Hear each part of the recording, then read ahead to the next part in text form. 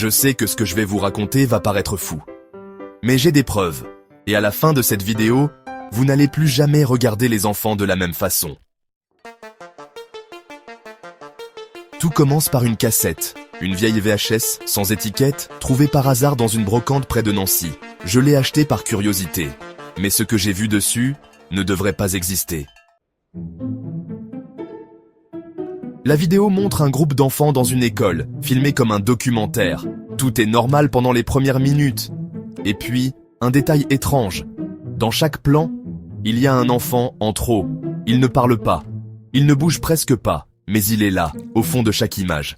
Et à mesure que la vidéo avance, les autres enfants semblent l'oublier. En zoomant sur les visages, on voit leur regard devenir vide. Comme s'ils étaient remplacés. Je décide de creuser, et je découvre que cette vidéo a été tournée dans un village appelé Saint-Renon, aujourd'hui abandonné. Ce village n'existe plus sur aucune carte, mais dans une base de données ancienne, je tombe sur une série de signalements de disparition d'enfants, tous les 10 ans, exactement à la même date, le 21 septembre. Chaque fois, 7 enfants, jamais retrouvés, aucune trace, et surtout, aucune couverture médiatique. J'ai décidé d'aller sur place. Je voulais comprendre, filmer, documenter. Mais je n'étais pas prêt pour ce que j'ai vu. L'école était encore là. Murs fissurés, tableaux poussiéreux, et dans une salle, des dessins d'enfants, tous identiques. Une silhouette noire, sans visage, entourée de chiffres. Le même nombre, encore et encore, 2031. Le prochain cycle. Dans le grenier de l'école, j'ai trouvé une boîte scellée. À l'intérieur, des photos d'anciens élèves. Sur chaque cliché, le même enfant. Toujours en arrière-plan. Toujours le visage flou. Sur des photos prises à des décennies d'écart.